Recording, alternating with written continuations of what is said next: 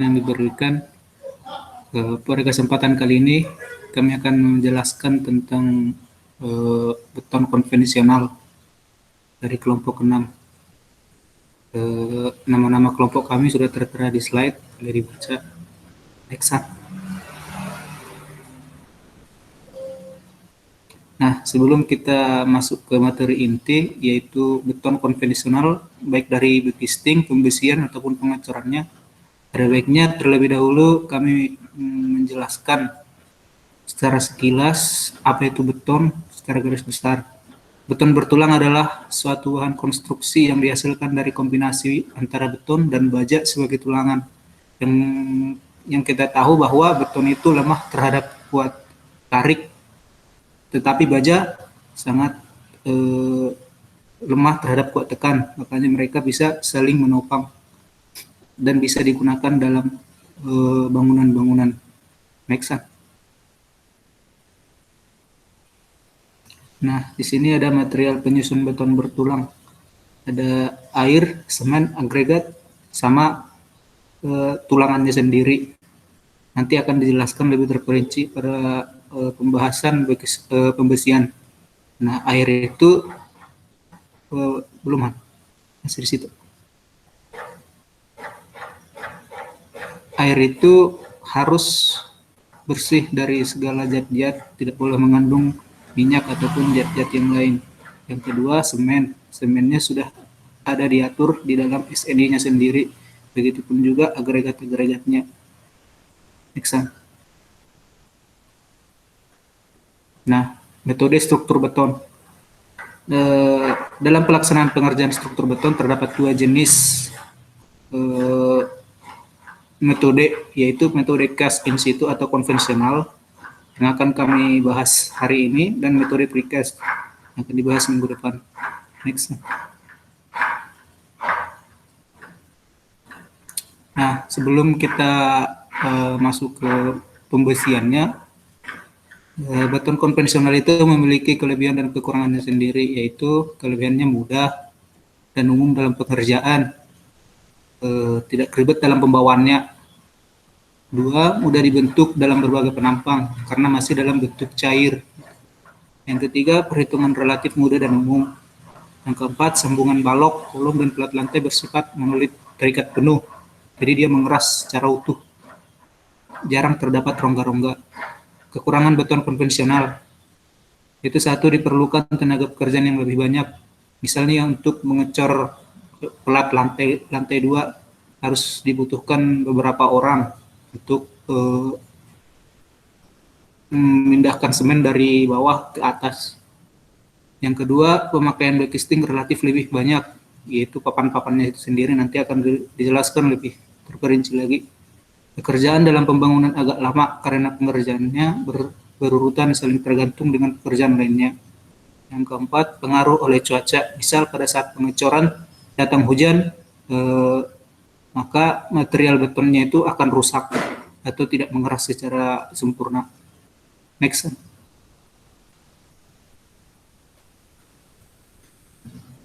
Nah, tahapan pelaksanaan metode konvensional yang akan kami bahas pada hari ini, yaitu pembesian, bukisting, dan pengecoran. Adapun pembesian akan dijelaskan oleh teman saya, Yus.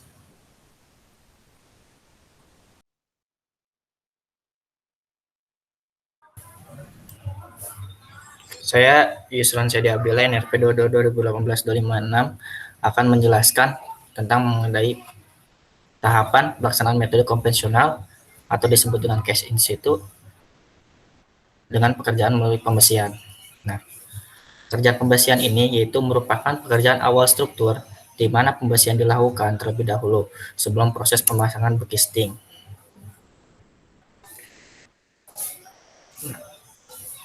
Sewaktu pekerjaan pembesian ini, baja tulangan harus dipesan dan dilakukan transportasi terlebih dahulu, dan untuk kemudian dibentuk berdasarkan desain yang direncanakan untuk kolom, pemotongan dan pembekukan besi, dan dilakukan sesuai kebutuhan dengan bar cutter dan bar bending. Sebelumnya, masih sebelum. Nah, selanjutnya ada jenis baja. Tulangan itu ada tulangan polos, ada tulangan ulir. Nah, untuk tulangan polos ini yaitu sesuai dengan rekomendasi ACI, itu lebih cocok untuk dipakai sebagai tulangan plat beton angker sambungan pada pekerjaan jalan. Dan ada tulangan ulir, yaitu tulangan ulir itu merupakan jenis baja beton yang direkomendasikan untuk tulangan pokok untuk struktur beton itu sendiri. Next. Selanjutnya itu ada tahapan pemeriksaan. Nah, tahapan pemeriksaan baja beton ini dilakukan dalam 5 jenis, yaitu yang pertama ada pada saat penerimaan baja beton, yang kedua pada penyimpanan sebelum dibangkokkan, yang ketiga itu ada gambar pembengkok dan pemotongan, yang keempat ada pada saat dipotong atau dibengkokkan si besi itu sendiri, selanjutnya yaitu dirakit. Next.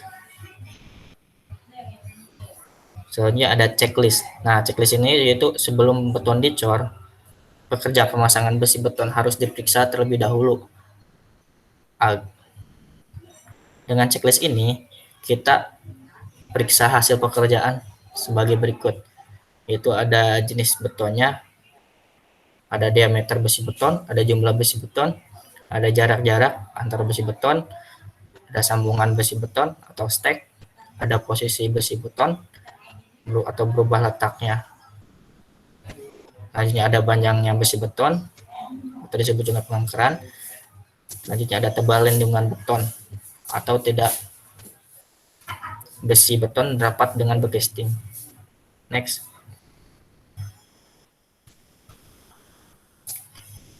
Selanjutnya ada piket atau storing, yaitu dilaksanakan pemeriksaan oleh konsultan atau direksi lapangan pada proyek itu, maka hasil pemasangan atau penyetelan pembesian atau pendulangan beton itu sendiri dianggap benar dan pekerjaan beton siap untuk dicor.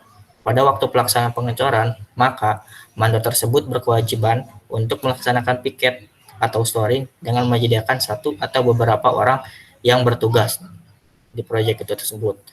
Dan ada pun tugas dari piket itu sendiri yaitu memeriksa sekali lagi pembesian yang sudah dipasang atau diikatkan, yang lepas diperbaiki, penulangan dirapikan, dan sisa-sisa besi atau kawat beton dibersihkan di lokasi pekerjaan itu tersebut. Diharapkan dengan adanya piket ini sendiri, maka posisi pemasangan pembesian adalah benar sesuai yang disyaratkan, sehingga beton yang akan dicor tercapai mutu yang diharapkan tersebut.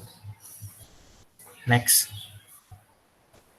Selanjutnya ada tahapan pemeriksaan pekerjaan pembesian, itu ada yang pertama itu ada dasar-dasar persiapan, ada gambar rencana, ada daftar pembengkokan besi, daftar potong besi beton, spesifikasi teknis, SPK untuk mandor.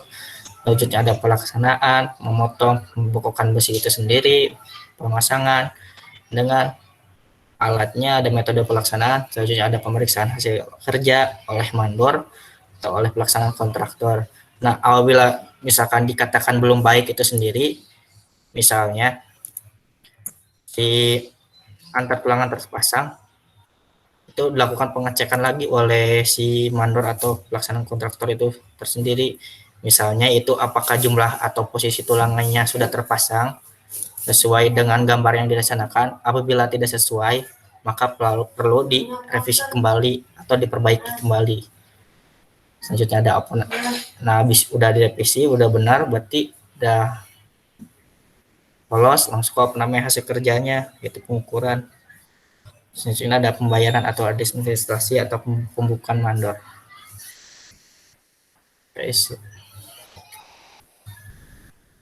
Next. Selanjutnya pekerjaan bekasting akan dijelaskan oleh teman saya. Perkenalkan, nama saya Firhan Maulana Farheji, NRP 22 2018-228. Saya akan menjelaskan tentang pekerjaan backcasting. Setelah pemasangan struktur tulangan kolom, kemudian akan dilakukan proses pemasangan backcasting. Apa itu backcasting? Backcasting adalah sarana pembantu untuk mencetak beton yang digunakan untuk menahan beton selama beton dituang dan dibentuk sesuai dengan bentuk yang dikehendaki.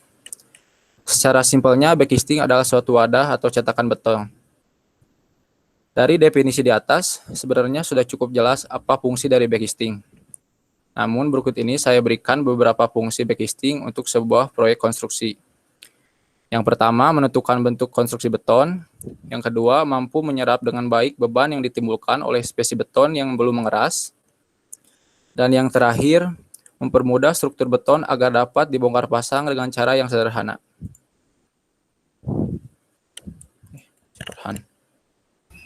Farhan, Kalau Farhan Trijailani. PPT Han? Bentar Pak, jaringannya error. Iya nggak apa. Santai-santai.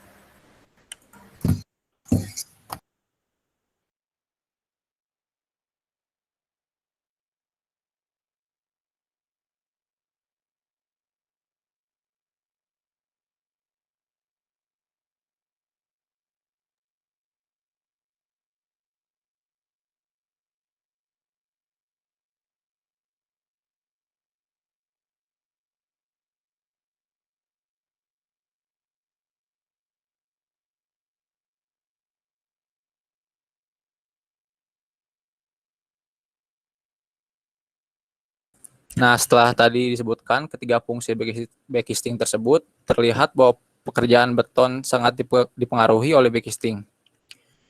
Meskipun hanya sebagai alat bantu sementara ataupun cetakan, proporsi biaya pekerjaan backcasting beton cukuplah besar dibandingkan dengan biaya seluruh pekerjaan beton bertulang. Oleh karenanya, pekerjaan backcasting akan sangat mempengaruhi efisiensi biaya dan waktu pekerjaan beton yang merupakan salah satu item pekerjaan dalam sebuah proyek konstruksi. Dapat dilihat dari gambar tersebut, backcasting umumnya terbuat dari bahan kayu dipasangkan sesuai dengan ukuran kolom. Masa pakai backcasting ini bisa berulang kali sampai batas kelayakan layak pakai backcasting dalam kondisi yang tidak bisa dipakai lagi. Sewaktu pemasangan backcasting harus dipastikan agar backcasting berada tepat pada posisi kolom yang direncanakan dan disesuaikan agar tidak terjadi kemiringan. Proses instalasi dilakukan dengan menutup tulangan dan merapatkan backcasting sehingga tidak terdapat celah di dalamnya.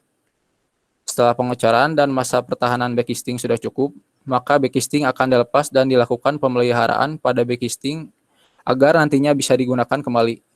Ini ada video animasi pemasangan backcasting.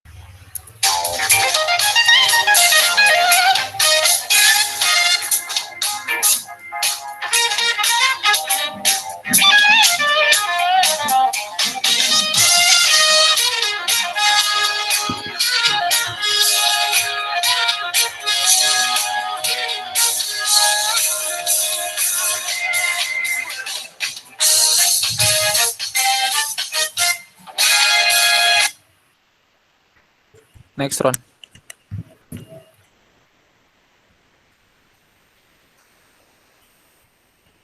Selanjutnya ada syarat pekerjaan backcasting. Untuk memenuhi fungsi yang tiga tadi, sebuah konstruksi backcasting harus memenuhi syarat kuat dalam menopang beban, kaku, dan stabil. Syarat ini harus dipenuhi mengingat sebuah backcasting dalam proyek konstruksi haruslah mampu mencegah terjadinya perubahan dimensi ataupun kropos pada struktur beton. Apalagi pekerjaan backcasting akan dilakukan berulang-ulang pada bangunan bertingkat serta memerlukan biaya yang besar untuk membuatnya. Perencanaan suatu backcasting dimulai membuat konsep sistem yang akan digunakan untuk membuat cetakan dan ukuran dari beton segar, hingga dapat menanggung berat sendiri dan beban-beban sementara yang terjadi. Syarat-syarat yang harus dipenuhi yaitu ada 4. Yang pertama, kekuatan. Backcasting harus dapat menahan tekanan beton dan berat dari pekerja dan peralatan kerja pada penempatan dan pempadatan. Yang kedua, ada kekuatan.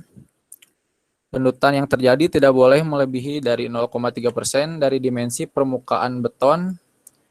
Perawatan perlu dilakukan untuk memastikan bahwa lendutan kumulatif dari backcasting lebih kecil dari toleransi struktur beton. Yang ketiga, ekonomis. Seperti yang sudah disebutkan tadi di awal, biaya pekerjaan backcasting beton cukuplah besar dibandingkan dengan biaya seluruh pekerjaan beton bertulang. Backcasting harus sederhana dan ukuran komponen serta pemilihan material harus ditinjau dari segi pembiayaan. Dan yang terakhir, mudah diperkuat dan dibongkar tanpa merusak beton atau backcasting. Metode dan cara bongkar serta pemindahan backcasting harus dicermati dan dipelajari sebagai bagian dari perencanaan backcasting, terutama metode pemasangan dan leveling elevasi. Next, Ron. Selanjutnya ada jenis-jenis backcasting. Salah satu tahap yang kompleks dalam konstruksi bangunan adalah tahap pemilihan dan pemasangan backcasting. Pemilihan jenis backcasting yang cocok untuk bangunan konstruksi harus dipikirkan secara matang-matang, karena dapat mempengaruhi biaya, waktu, pekerjaan, dan kualitas konstruksi. Ada beberapa jenis backcasting yang digunakan dalam proses ini, bergantung dari bentuk dan volume struktur beton yang akan dibentuk. Contohnya yang pertama, backcasting konvensional. Backcasting konvensional atau juga dikenal dengan istilah backcasting tradisional merupakan backcasting yang terbuat dari papan kayu dan kayu balok, yang mana setiap kali dilepas dan dibongkar menjadi potongan-potongan kayu yang dapat disusun kembali menjadi sebuah bentuk lain. Backcasting konvensional ini masih banyak ditemukan di beberapa proyek bangunan. Namun dari biasanya kelebihannya yaitu materialnya mudah dicari, lalu murah, dan tidak memerlukan pekerjaan yang ahli. Namun ada kekurangannya, yaitu material kayu tidak awet untuk dipakai berulang-ulang kali. Yang kedua, membutuhkan waktu untuk pasang dan bongkar backcasting yang lama. Yang ketiga, banyak menghasilkan sampah kayu dan paku. Dan yang terakhir, bentuknya jadi tidak presisi. Yang kedua, ada backcasting sistem Perry. Backcasting ini merupakan backcasting yang dirancang dari komponen-komponen yang terbuat dari baja, sehingga dapat digunakan berulang kali.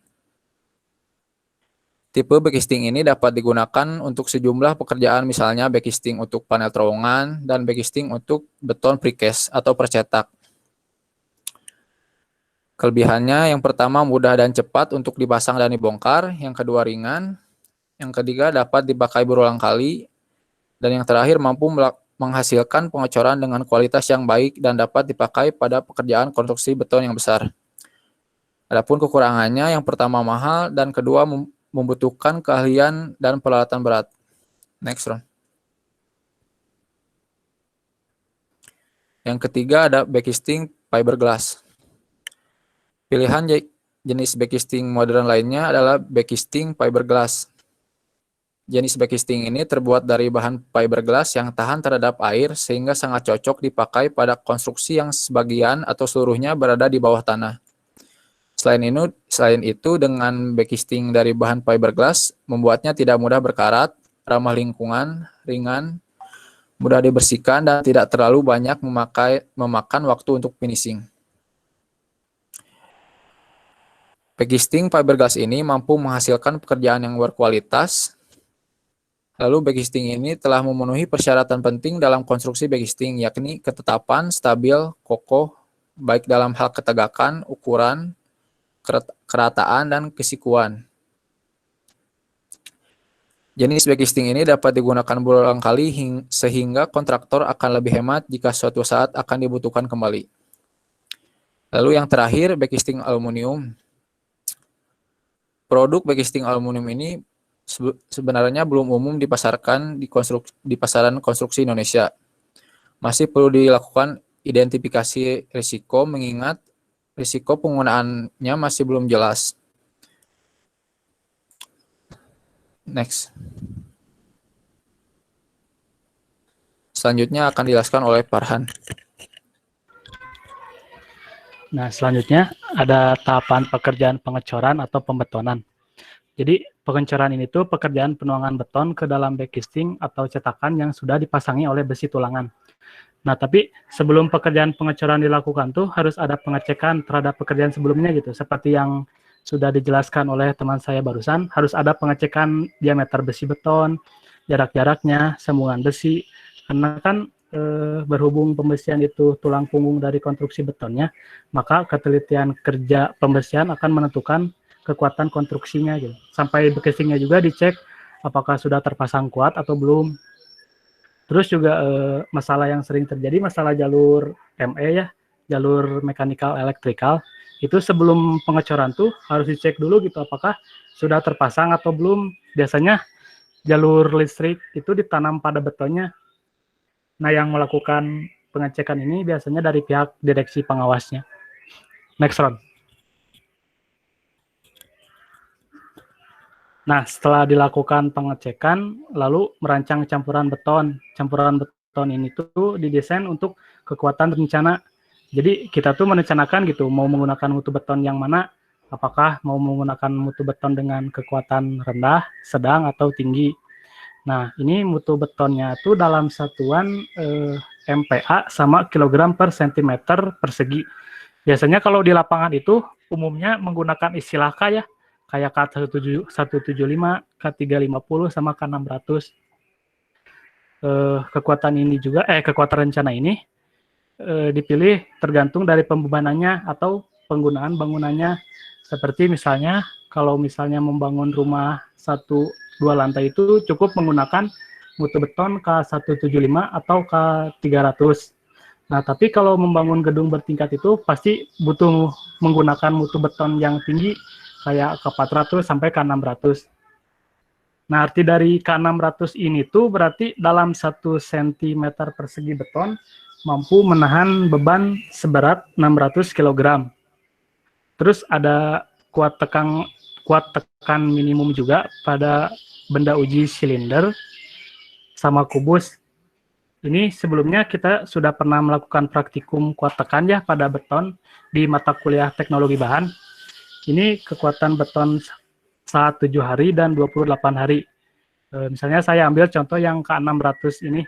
Dalam 7 hari setelah pengecoran didapat kekuatan beton itu sebesar 390 kg per cm persegi.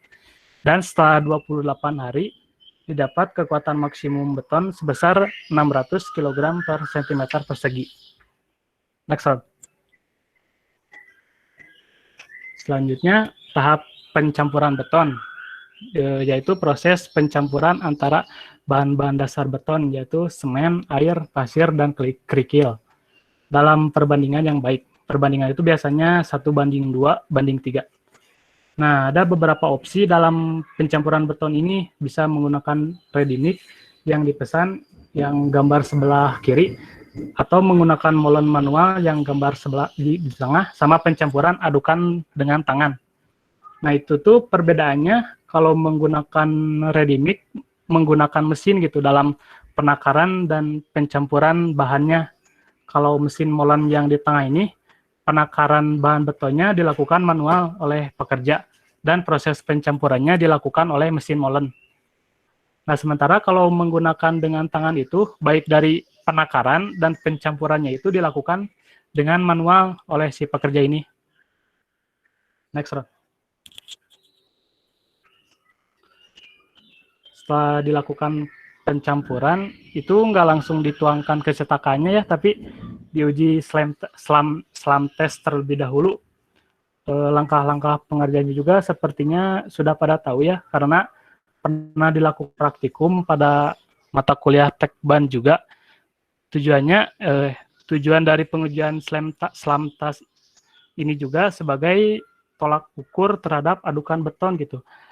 Apakah terlalu cair atau terlalu padat? Semakin besar nilai slam testnya itu, semakin cair adukan betonnya. Next round.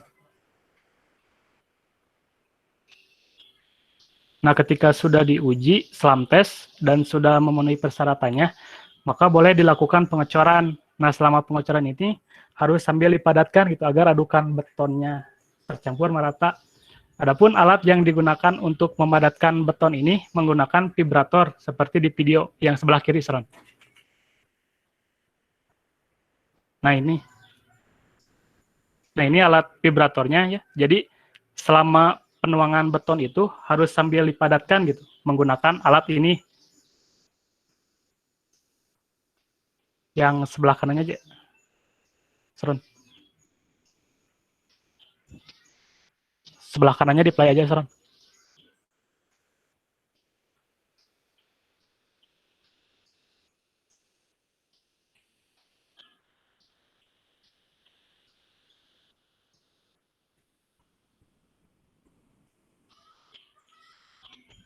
Nah, ini kalau dilihat dari sisi samping penggunaan vibratornya ya. Jadi di sini juga cukup jelas fungsi dari vibrator ini itu untuk mengeluarkan udara yang terperangkap dalam beton sehingga betonnya itu memadat memenuhi backcasting. Itu yang gelembung itu teh udara. Nek aja, Seron.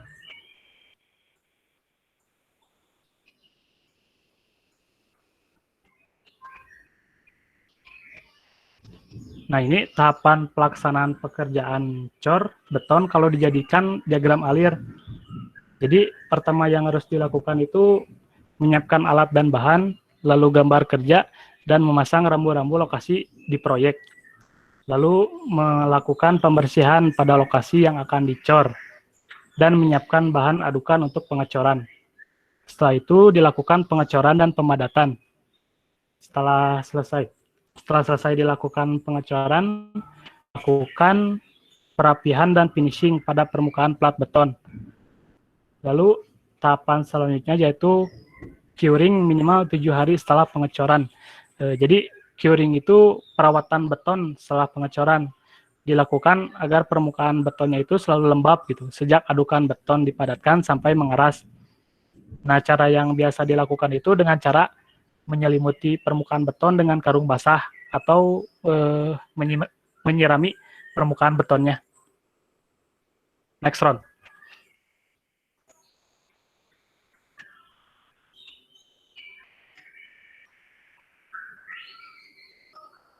Nah, ini ada tahapan pelaksanaan beton konvensional ya, dimulai dari pembersihan lahan, proyek, pembuatan fondasi, lalu dipasangi tulangan-tulangan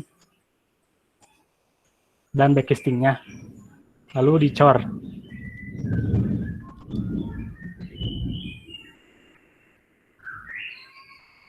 Nah, jadi ini tuh pengecorannya itu bertahap, tidak langsung sampai atas, fondasinya dulu terlebih dahulu, langsung disambung dengan pengecoran kolom.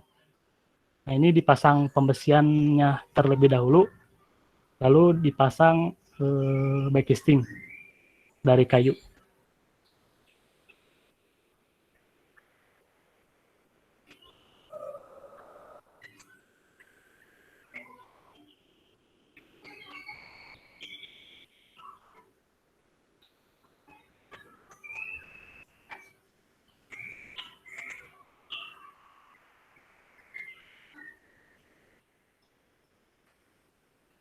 Nah, lalu ada pemasangan plat lantai ya. Nah, ini yang dimaksud tadi dicor monolit itu kayak gini, si balok sama platnya itu dicor berbarengan gitu. Jadi ini kelebihan dari beton konvensional tuh. Jadi menyatu gitu. Lalu pemasangan kolom untuk ke lantai 2 dan plat lantai untuk ke lantai 2.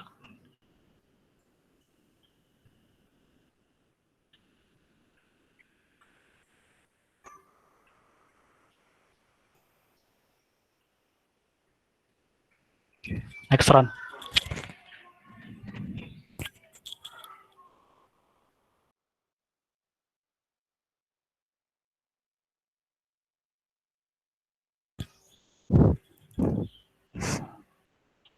Selanjutnya dijelaskan oleh Sumando. Baik, ini ada harga satuannya untuk melakukan pembuatan beton konvensional dalam suatu bangunan sebagai bahan tambah. Dimulai dari pekerjaan pembesian, dibutuhkan baik orangnya maupun bahannya. Misalnya pekerjanya, orangnya ada yang berprofesi sebagai pekerjanya, tukang besinya, kepala tukang, ataupun mandornya. Nah, misalkan pekerjanya satuannya OH, koefisiennya 0,070. Misalnya harga pekerjaannya itu 75.000, berarti didapatkan jumlah harganya itu 5.700 atau begitu selanjutnya ke bawah. Begitupun dengan bahan, misalnya dibutuhkan untuk membuat satu kolom struktur itu dibutuhkan 10 kilo besi polos ataupun ulir, maka dikalikan dengan 10.500 dan dikalikan dengan harga satuan besi tersebut. Lanjut, Bro.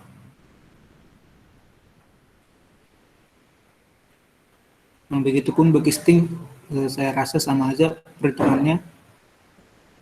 Bro.